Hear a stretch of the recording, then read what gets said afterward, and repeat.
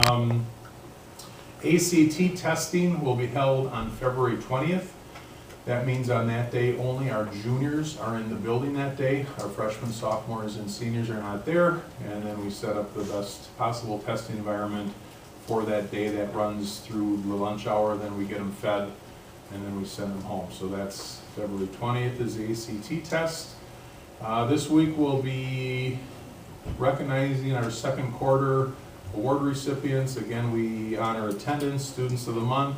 And this week, we got news after the weekend that we have 3 all-conference wrestlers. Ty Hockers won his weight class, Jackson Schlender took second, and Joe Klein took third. So we have 3 all-conference wrestlers.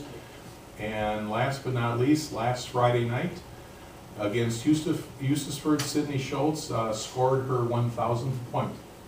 So if you follow a little bit of basketball, 1,000 point is pretty rare here. I think we've only got 3. In our history, and it demonstrates certainly her consistency over 4 years. You got to stay injury-free, eligible, and be able to contribute every night. So Sydney's done a wonderful job. She's a wonderful young lady, and she'll be attending Portland State University next year on a basketball scholarship. So congratulations to Sydney on her 1,000th point. A lot of stuff there, John. Yeah. Another positive, just like there's a basketball game tonight. Yep. So if there's a pep band, they're actually up on the stage, which is great for acoustics and stuff. It's really worked out well. That was like a nice perk. Like we had talked about things, and then they just said, oh, they just made the choice. They're going up there, you know, which is great. So that works out well for acoustics and stuff in the gym. We still are going to take our repurpose acoustical paneling from the old band room. We're going to try to figure out how to use it in the gym to see if we can buffer some of that sound. For the FBLA, how many, do you still have about the same members as what first started? I think it's up, Mr. Holney. Okay. Just having stopped by the other night, they had a board, their officer meeting, and obviously that's all it was for, but the fact that we had 2 freshmen in that group that went, that participated in Waupun, I think it's growing. Okay. We'll get numbers for you, Okay. you know, in April, but it's going up. Good. Thank you, Lee. John, I just had a question. Yeah. You mentioned the ACT testing. Public radio had a topic on today about not just students, but adults with a lack of civics knowledge. And there's a requirement now, I understand that there is, everybody, all high school seniors have to pass civics test. How and when do we administer that? What we do is we have them take it their freshman year, and once you passed it, that counts. And normally I would say the first round through, Jim, we have probably 95, 96% pass rate. And then what we do is we take that single digit number of kids and we'll reteach some of the information that they need to know to pass, and then they get a chance to retake it. They just simply have to have it done by their senior year. But what we realized is coming out of freshman U.S. history is a great time to take that test, although it's more than just U.S. history. It's state legislature, it's really a lot of things. And then the kids that don't pass it that first round, we work it in over the next 2 years. We have a lot of freedom in how we give that, and what we normally do is that we'll break it down, because it's basically a 100-item test that the kids have to take. But I'm pleased to say from our middle school and what they get that freshman year, we've had a pretty good success rate on it. But it is a requirement, yeah. Yeah, one of the concerns they were talking about is in the general population is a very poor understanding of our government operation. Yeah, especially because some of the questions will ask for current sitting House members or defense secretaries or things like that. So you got to be pretty current in some of your knowledge as well as historically.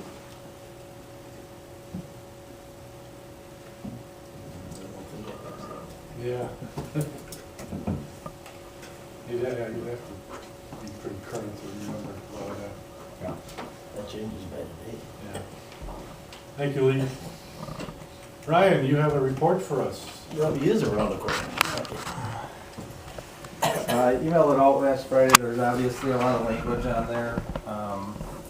I haven't actually been to a board meeting in a couple months because not much has been going on, but I will probably be here frequently over the next 3 months as we get into budget stuff and we get more information such as like health insurance and some legislative updates, which could be very slow over the next 10 months, 8 months. So I emailed the report. I didn't provide a copy for you. Scott's got it up on the screen. I'll just hit some of the high points. A lot of them are percentage based because we get through a certain point of the year and you just look at where we at percentage wise, and I do have numbers where we can compare it to last year rather than just looking at pure dollar amounts. So we're looking at percentage of budget numbers because obviously your budget can change up or down. So this is the first report. I'll give another report in April and then again in July before the audit. It's a quarterly report. I don't give one in September because not much goes on those first 3 months. So this covers the first 6 months of the fiscal year.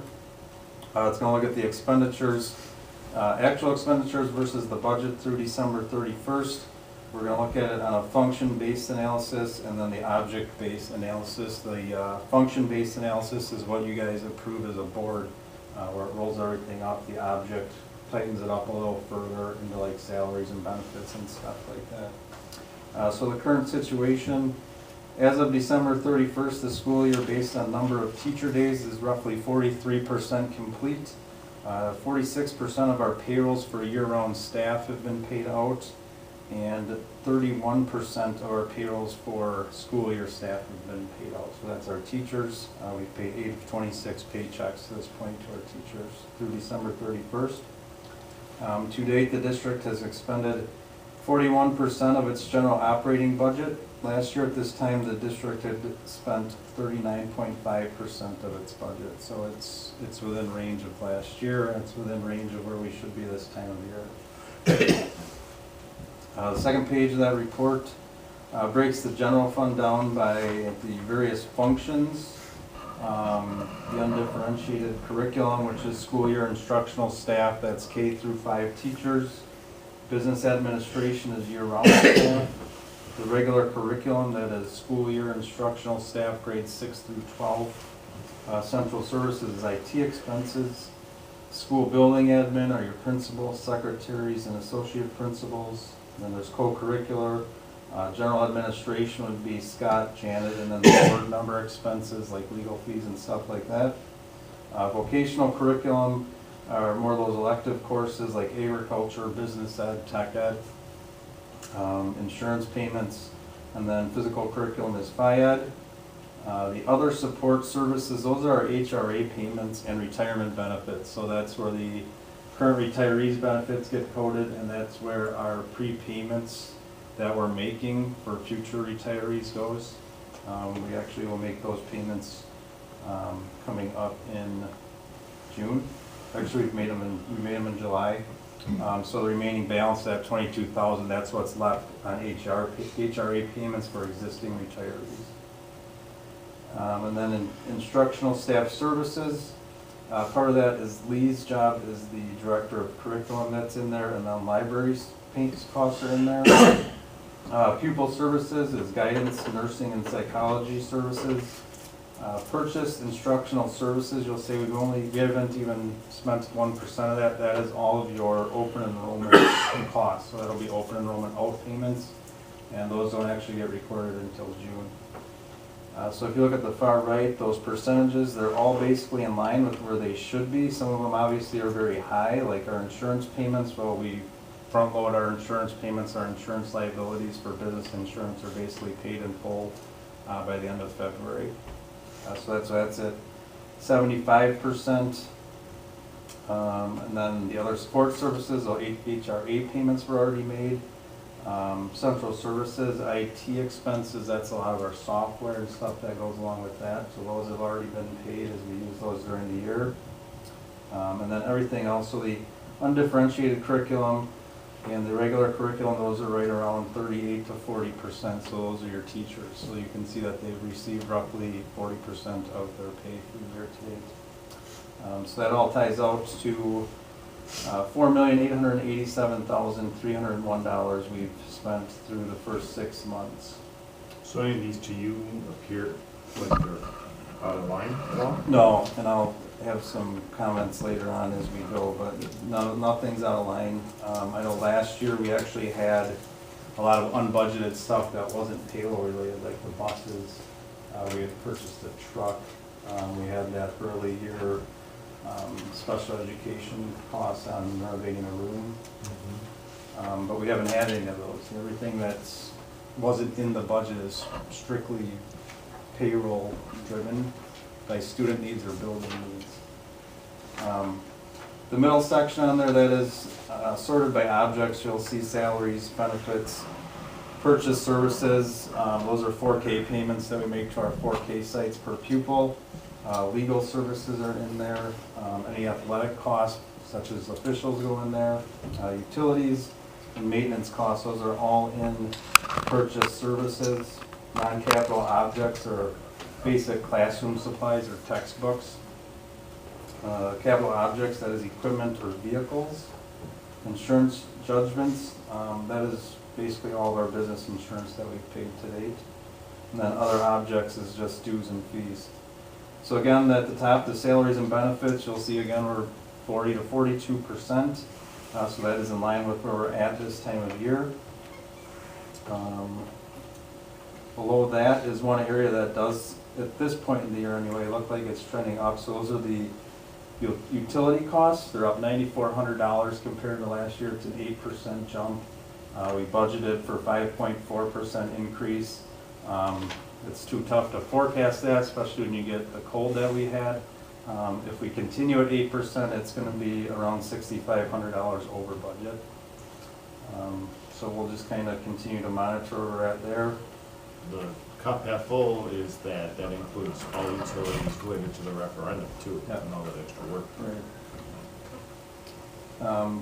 We did talk today that the water bill, did you want to cover the water break that we had today? Figure it out. Okay. No. So the water is up a little bit. So for utilities, we're at $127,000 today. That's roughly 46%. Last year we were at 44.86%. And that's strictly a percent of budget. You'll see we budgeted $14,000 more.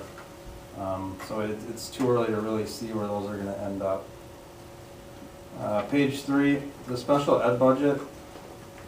Expenditures to date are up $103,000 compared to the same time period last year. That is a 16% increase for the first 6 months. I did note in there that is a portion of that increase was budgeted, as there was an increase from $1.8 million in 2018 to $1.9 million this year. That's about a 5.5% increase in the budget. The reason for the additional cost is almost exclusively related to additional salary and benefits, as the program has dictated more student instruction needs. Expenditures through December 31st are at 38.9% of our 2019 budget. That is in line with where we are at in terms of how much the year is complete. We'll continue to monitor costs in special education and determine the best way to utilize some federal grant carryover money we have. So if we do go over our budget there, I didn't read that in there. there's flow-through federal grant that we can grab because we don't use it all every year. Yeah, they put how much carryover, do you know? I would have to look. At this point, the way we budgeted, the plan was that after next year, the 2020 year, we wouldn't have any of that carryover yet. Okay. So it's getting that point where you maybe tighten the seatbelt a little bit and. And this, if I remember you saying before, we've had an increase in special education students, that's probably why we're seeing this. Yeah, absolutely. That's why I wanted to call it about it. So it's all directly student-based. So students identified, students that move in that have already been identified, so increased population, increased services. Also, it's not apples to apples as far as support that Oh, kids need absolutely. too. So Sure. sometimes they come in They'll and vary. get a lot of support that they need, so that's what's reflected in the budget. One thing with flow-through is, so you get these federal dollars, and the good news is when we experience these costs in Fund 27 Special Ed, we do get back categorical aid for anything we don't use flow-through to cover. Can't get aid on things you're using aid to And spend. that was kind of news to me, you said 2020, we don't get that. Well, if we use our, it depends. Yeah, well. The whole question is how much do you want us, reduce your fund balance usage? Like if you wanna have a deficit budget, you can grab some of the federal money, or just kind of push it. I'm hoping we'll have a conversation soon about it. Sure. So when it comes to flow-through, you get federal dollars based upon what your student needs are, okay? Pretty much what you spend, you get some of this back. So you get categorically back, plus you also get flow-through dollars coming from federal government. So we are obviously contributing to Fund 27, so that'll impact us in a positive way for next year. What happens is when you try to bring things in and try to reduce, that you actually, there's something called maintenance of effort. So we have to pass this MOE test then on an annual basis. So that's when you actually start to be fined if you're not paying your portion enough of special education. Sure. Keep it simple. So I'm talking about, my thing was. So the I was carryover hoping part. that the strategic borrowing maybe might. Oh, sure, sure. Something like that. So in the carryover, what happens is that the government gives us a little window where if we don't use all the federal dollars, we can carry it over to the next year. Sure. So what literally happens is, so dollars that we carried over from 2018, we'll claim those in 2019. Well, then we won't claim all of the ones that we were just given. So it's this constant cycle. Well, the reality is that with the influx or growing numbers, and they're not just like exploding, but with the growing numbers and our actually decline in enrollment, it's a heavy weight for us to fund it. So at the state level, they are talking about providing additional categorical aid per pupil for special education, which would be a win for Wisconsin schools. So I think that's gonna happen.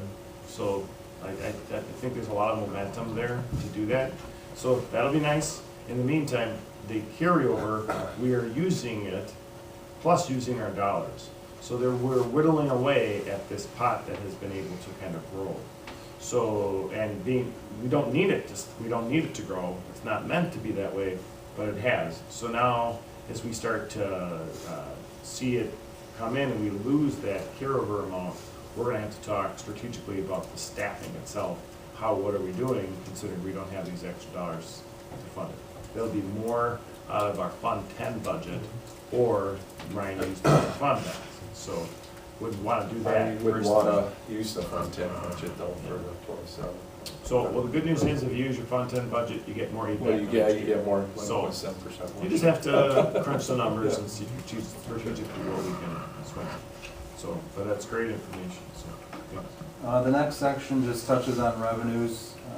The biggest thing to note in there is that our general state aid and local property taxes constitute 83% of the district's Fund 10 revenues. So that's $8.30 out of every $10 the district receives for general operations. To this point, we've received 39% of our general state aid allocation. We did receive the first round of tax payments in January. They aren't reflected in these numbers, but those have been received. For 2018-19 fiscal year, we received $6.3 million in general aid, or we will receive $6.3 million, which is $22,000 more than last year. But we are actually receiving $354,000 less in Fund 10 property taxes.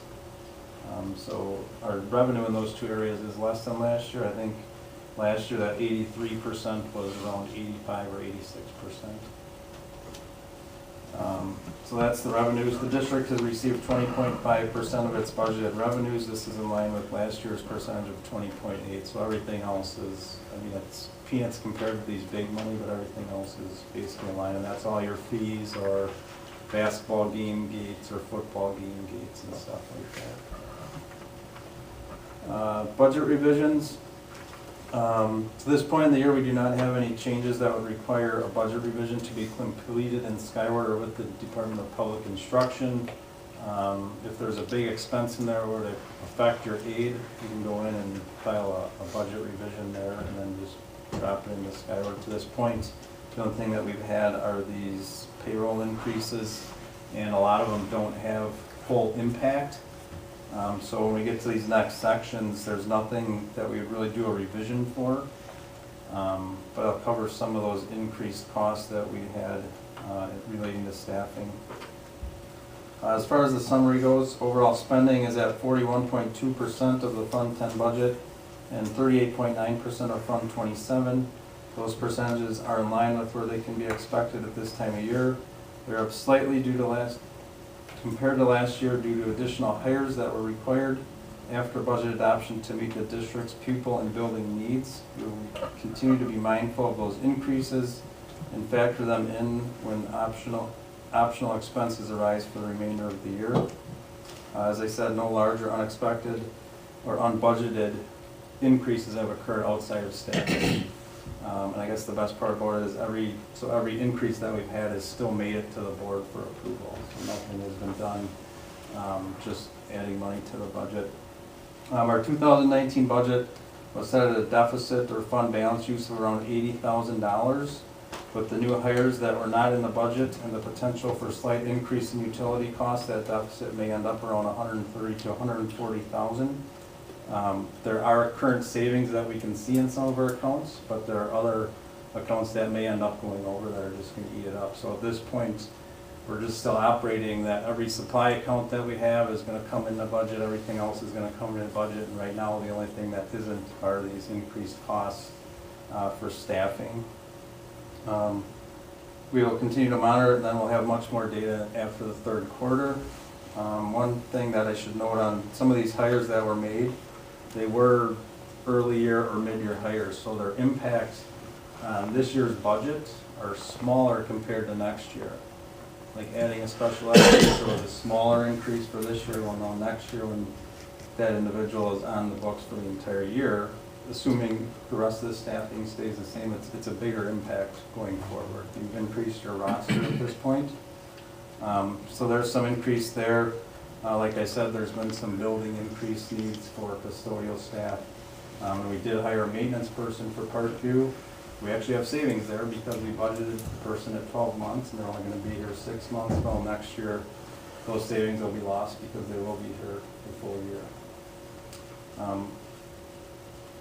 The recommendation, administration will continue to monitor revenue and expenses on a regular basis and provide the same report to the school board in April unless spending begins to go askew of expected patterns, in which case the report and recommendations for assessing will come to the board sooner.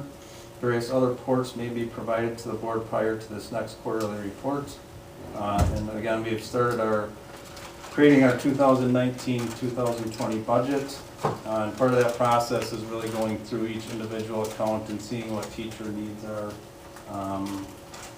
and really reviewing spending line by line, and that will assist in getting a more precise projection on the 2018-19 expenses and where they'll end up and what do we need for 19-20.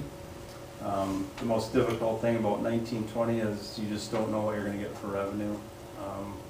I know Ted Knightsky said that he'll have a legislative update on Thursday. I go to something every month right before Scott goes. He gets the same report that I do. I think it's too early to tell. I mean, he always has updates on what's going on in Madison. But he briefly said today it could be a while. So we don't know where the revenue is going to end up.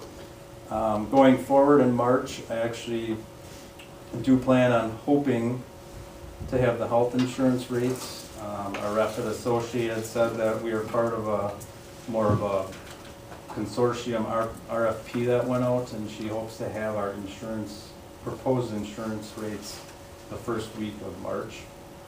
So I'm hoping to have those. CPI is right around 2.46% for next July 1st. This year was 2.13%. 2 years ago it was 1.2%, so it's steadily risen. So there's some increased costs there. We'll also see what our dental insurance increase may be. We are doing enrollment tracking our open enrollments in and out. We just did our second Friday count, so we have those numbers.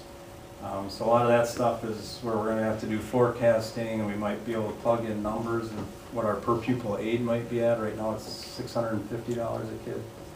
2 years ago it was $450. So that's one of the numbers that it might be time before we really know where that ends up. But those are some of the things that we'll play with in our Baird model. And then I will hope to get some of that raw data to you in March, and then April we'll really have a lot more detail on what we expect as far as expenses are. Because at that point, we'll get this stuff out to the building principals and they can kind of meet with their staff and see if there's any needs that they